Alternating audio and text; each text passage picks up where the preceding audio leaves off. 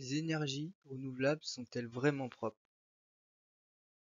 Dans ce mémoire, je vais essayer de répondre à cette question que beaucoup de gens se posent.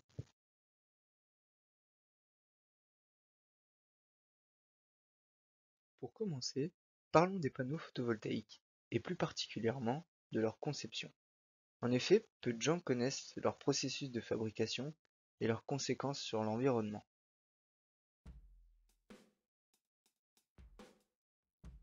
La première étape de ce processus est consacrée au raffinage du silicium. Dans un premier temps, il faut prélever la matière première, telle que le quartz ou le sable, dans son milieu naturel. Ces matières premières sont de plus en plus prélevées et donc leur réserve diminue. Par la suite, on crée le silicium métallurgique grâce à un four à haute température qui va permettre l'extraction du carbone des matières premières. Cette étape représente un dégagement de chaleur important et par conséquent un dégagement aussi de CO2. Pour exemple, 1 kg de silicium représente un dégagement de 31,4 kg de CO2. À la fin de cette étape, le silicium est pur à 98,99%, ce qui n'est pas correct pour le fonctionnement d'un panneau photovoltaïque. Dans un deuxième temps, le silicium métallurgique est transformé en silicium solaire. Pour cette étape, deux méthodes sont possibles, la voie chimique et la voie métallurgique. La voie chimique consiste à une synthétisation d'éléments gazeux suivie d'une décantation thermique, ce qui va permettre de purifier le silicium. Cette méthode est très consommatrice et très polluante. Les produits chimiques sont présents et par conséquent il y a des risques élevés au niveau déchets mais aussi au niveau inflammabilité. Pour la voie métallurgique, elle consiste à l'utilisation d'une série de fusion et de solidification. Cette voie est 20% moins chère que la voie chimique, donc elle sera dans la majorité des cas utilisée par les entreprises. Son inconvénient, c'est le temps de purification qui peut être élevé. Car si le silicium n'atteint pas le beau taux de purification, on réenclenche une série de fusion et de solidification jusqu'à atteindre ce bon taux.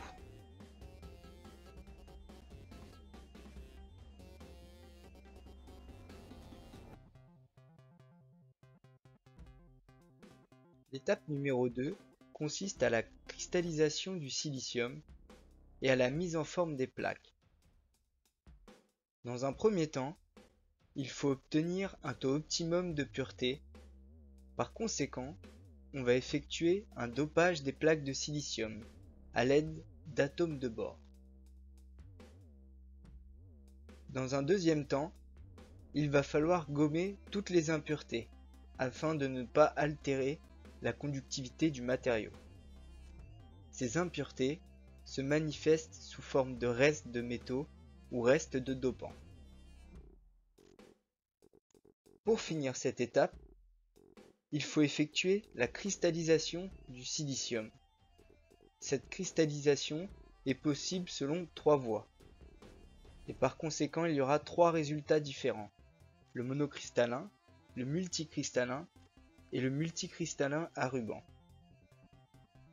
Les entreprises choisissent une de ces trois voies.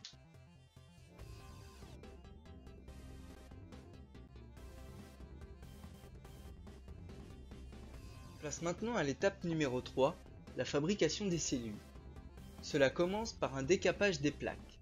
En effet, nous plaçons les plaques dans un bain d'acide qui va permettre de gommer toutes les impuretés qui n'ont pas pu être éliminées lors des étapes précédentes. Ensuite, nous allons effectuer une texturation des plaques qui consiste à créer un confinement optique pour éviter la réflexion des rayons solaires et donc améliorer les performances du panneau. Nous allons réeffectuer un dopage, mais cette fois-ci par diffusion thermique, pour améliorer le rendement du système.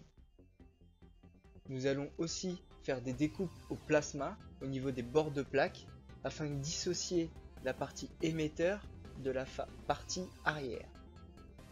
Nous allons effectuer aussi un traitement anti-reflet, donc qui va permettre de diminuer les pertes de rayons de soleil, mais aussi de passiver la surface pour une conductivité optimum. De même que pour la face avant, nous allons doper la face arrière pour améliorer le rendement du système. Ensuite, nous allons effectuer la métallisation des plaques, qui consiste à effectuer une sérigraphie en face avant, borne moins, et en face arrière, borne plus. Et enfin, nous allons effectuer des tests, ce qui va nous permettre de justifier du bon fonctionnement du panneau. Si le panneau fonctionne bien, on le garde. Si le panneau ne fonctionne pas, on le jette.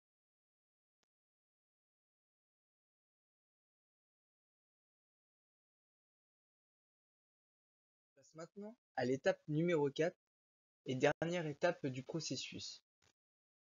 Assemblage des modules. Dans un premier temps, nous allons assembler les cellules entre elles. Ensuite, nous allons former ce qu'on appelle le panneau photovoltaïque. Enfin, pour terminer ce processus, nous allons mettre en place une phase de protection en face avant pour se protéger des intempéries et du milieu extérieur. On passe maintenant à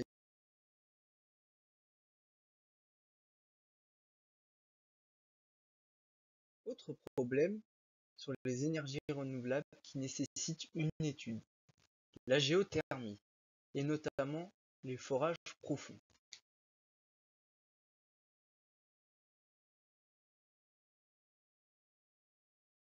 La géothermie est une énergie qui présente de nombreux avantages et enjeux, notamment la production d'électricité et de chaleur combinée. Elle représente aussi une énergie disponible 100% du temps. Et enfin, elle possède une diversité de technologies qui permet son utilisation dans différents cas.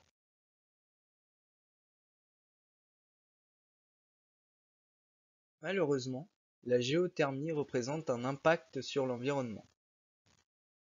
Lors de chantiers, il y a par exemple la création de nuisances sonores et de vibrations qui peuvent altérer le bon fonctionnement de l'écosystème alentour.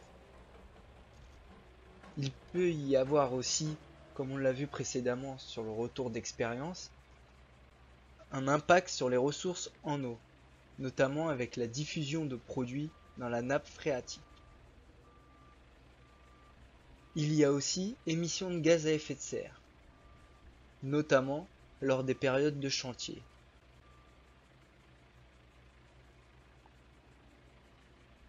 Enfin, le dernier point de mon mémoire est l'énergie hydraulique, et plus particulièrement les barrages hydrauliques.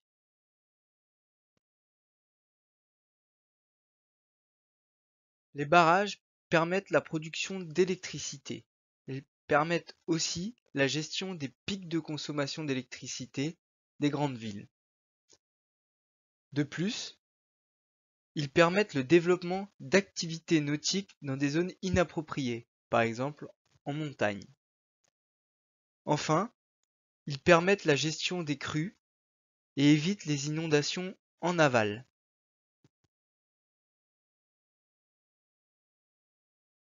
La première conséquence est la perturbation de l'écosystème. En effet, lors de la construction du barrage, l'eau est retenue en amont, noyant une partie du paysage. En aval, le volume d'eau se réduit et le cours de l'eau est alors modifié.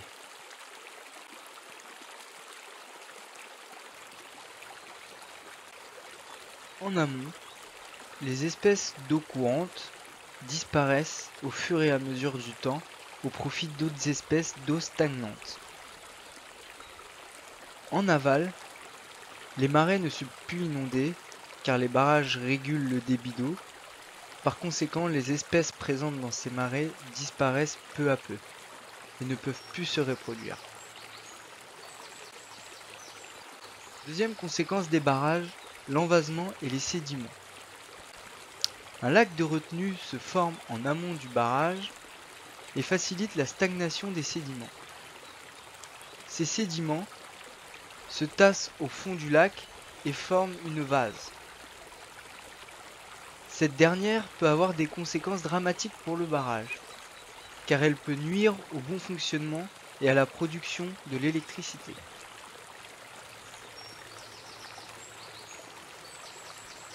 De nos jours, les lacs de retenue sont souvent vidés afin de nettoyer cette vase.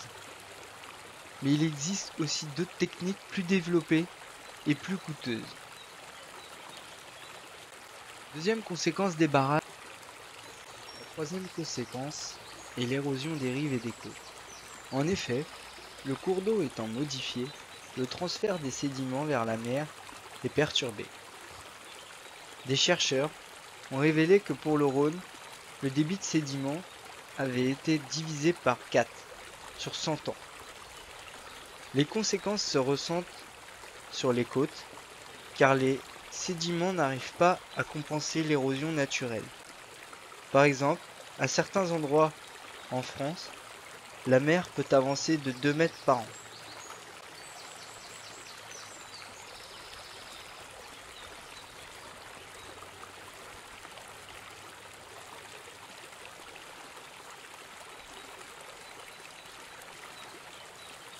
La quatrième conséquence est les maladies transmises aux hommes. En effet, l'eau stagnante facilite le développement des bactéries et des vers, ce qui peut avoir comme conséquence de contaminer la pureté de l'eau. Une étude a été faite en Afrique sur 200 villages concernant les contaminations à partir de cette eau. De plus, l'eau stagnante facilite le développement des moustiques.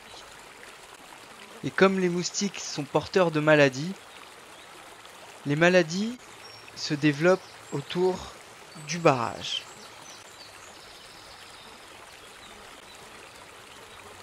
Dernière conséquence des barrages, la rupture. Fort heureusement, ce phénomène possède un risque très faible, mais est possible.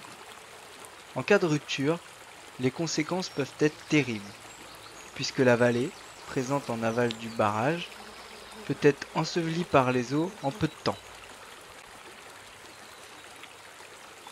En France, en 1959, le barrage de Malpasset s'est rompu et a fait 423 morts.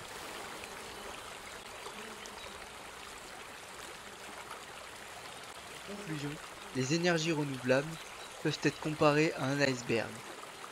La partie supérieure de l'iceberg représentant la production d'énergie à partir d'énergie non fossile.